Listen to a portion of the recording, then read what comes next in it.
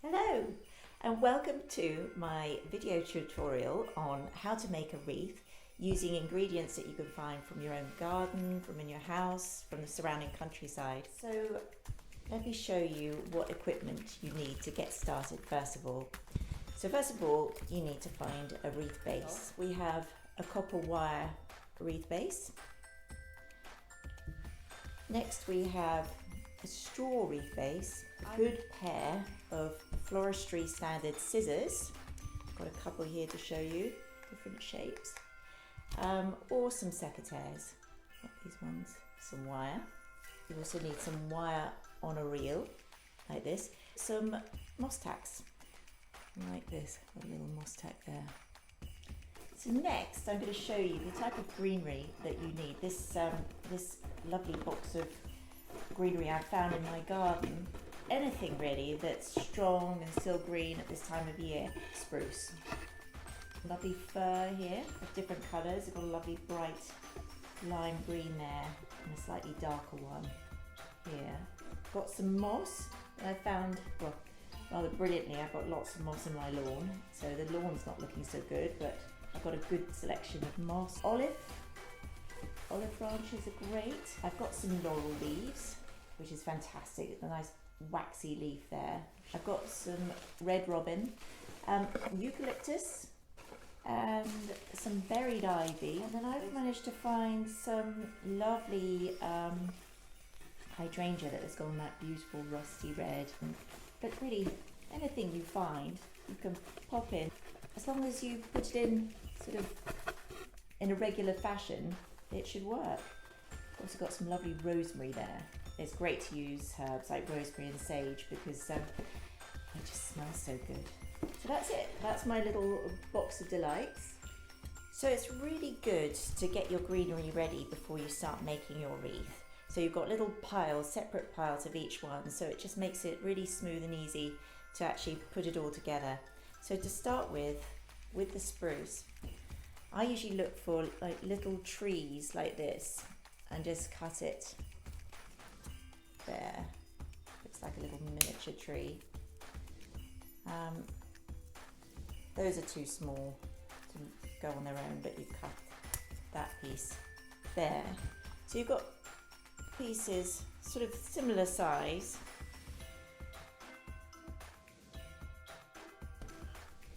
Until you get a nice little pile together ready for making your wreath. With the fir, start cutting little pieces from the main branch like that. So you've got little mini branches of each thing, and that's basically the principle for getting your greenery ready. It's just to get it down to a similar sort of size, because I'll show you in a minute, you'll be eventually making little bunches to go on your wreath. Lastly, with the buried ivy, this one's a bit messy, so all you need to do is just tidy it up, maybe clear some of the leaves, the camera around the base like that. Make your little piles in preparation for wreath making, all the greenery that you'd like to use.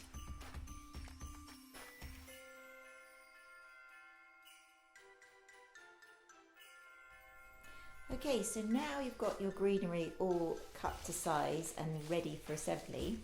It's time to start making the wreath. So first of all, you get your reel wire and you attach it to the base of your wreath. And there's no real artistry to this, just secure it.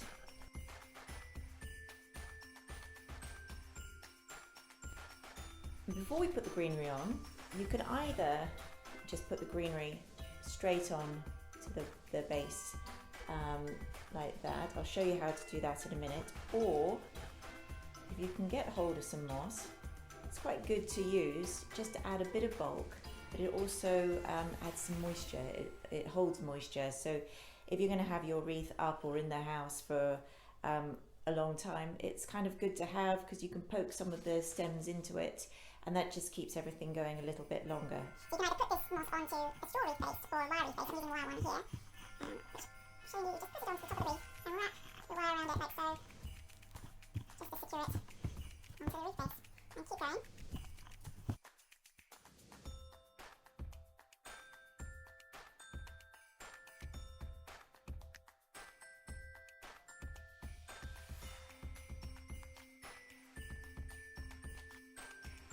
Et voila. So this is what your moss wreath base should look like. So now it's time to start putting some greenery on your wreath. As I said before, you can actually just put the greenery straight onto your wreath base, your wire wreath base or your straw wreath base. Obviously it's going to be different thicknesses, the different base that you have, and also if you put moss on there it's going to be a thicker, fuller wreath. But I'm going to show you how to actually gather your greenery and attach it to the wreath. So you get your little bits of greenery like so. I've got a bit of spruce, a bit of fir, nice sort of contrast there between the spruce and the lime green of the fir, and a bit of buried ivy. And you just put it onto your wreath. This one's facing out. You see flaring on the outside of the wreath. And you just wrap it around the real wire, around the base, 2 or 3 times just to secure it. And then you make another bunch of lovely greenery. Fir, got darker fir this time. A bit more ivy, there you go, there's a nice little mini bouquet of greenery. And this time you overlap the last little bouquet with the next one, just making sure that you cover the stems and the wire of the last bunch that you've just made. So then just wrap that around 2 or 3 times just to make it secure.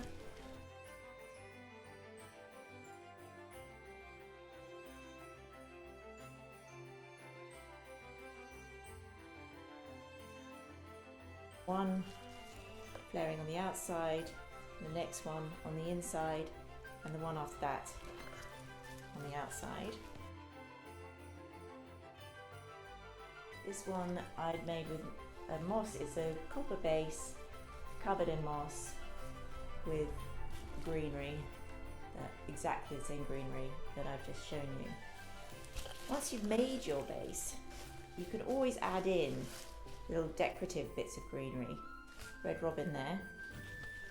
And all you need to do is just cut the base of whatever it is you're adding in at an angle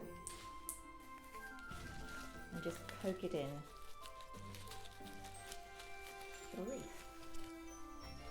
You might even add some of these nice laurel leaves. I love the waxy shine that they give. Just as I say, it doesn't matter what you do, don't be afraid of adding anything in after you've done it. Just make sure that you keep it regular. So you just do the same the whole way around the wreath. And poke in some more red robin down here and keep that going all the way around. I also love to add in at the end some rosemary. Just cut it to the right length, strip down the base, and then just make sure you've cut the end at an angle. Again, you can just poke the rosemary in to your wreath. It adds the most incredible smell and texture to your wreath. There you go. It's always good to do the mirror test with your wreath. Just hold it up to a mirror and you can see where there are like little spaces like here I could do with a bit more bulk. It is a natural thing, and the more natural looking it is the better, but just a general rule to keep it as circular as possible. Everything going in the same direction as you see there. I could actually just leave it like that. It is rather beautiful. And I'm not going to. I'm going to show you how to add in some decoration. As I mentioned before, I've got the hydrangea that I just cut from the garden. You can have dried flowers. Roses work really well, really lovely deep coloured roses. Dried chilli. I've got some normal regular pine cones, some oranges that I've dried, some orange slices, You could also dry lime slices, apple slices. So you may be wondering how on earth I'm going to get all those lovely decorations onto this wreath. Well, the magic trick is using these sticks of wire. And so first of all, I'll show you how to attach the orange slices. So you get the orange slices, as many as you want. I usually use 3. And just push the wire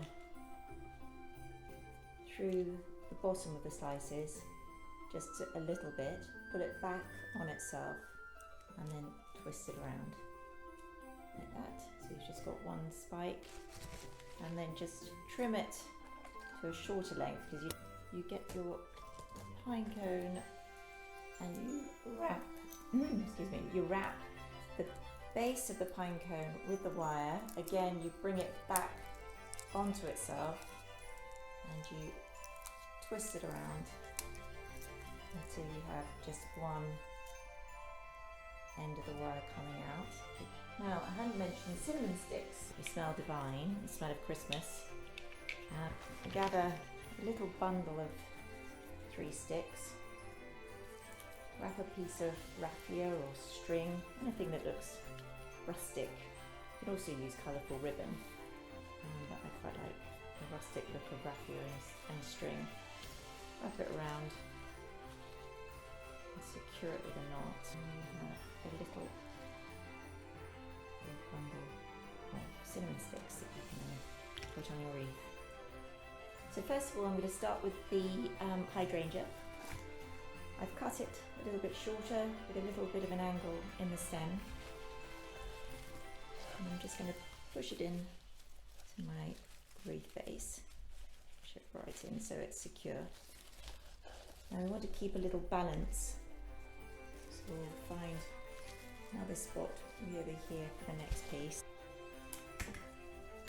I like to do things in 3s or 5s or 7s. Just there's a sort of a rule in floristry to keep things in odd numbers, otherwise it doesn't look quite right. There you go, you see?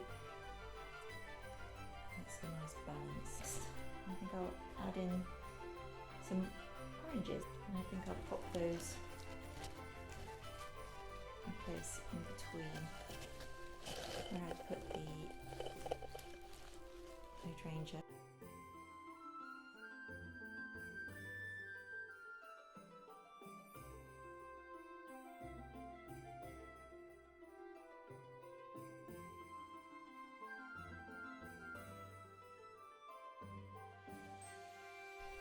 And then secure the wire at the back just by wrapping it back on itself and securing it back into the wreath. So next, I'm going to add in the cinnamon sticks. We'll attach those by wiring through the back the bundle and just bringing it back on itself like so. And now, a wreath to be incredibly proud of. This is all from my kitchen and my garden, and it smells divine. And I know all the ingredients that I've used can be either reused or biodegradable. You may or you may not want to add on a bow. I've made one here out of raffia. Same principle as with the fruit. Feed the wire through the back, bring it back in on itself, and then create a little stem that you can stick into your wreath. Et voila! One homemade natural wreath.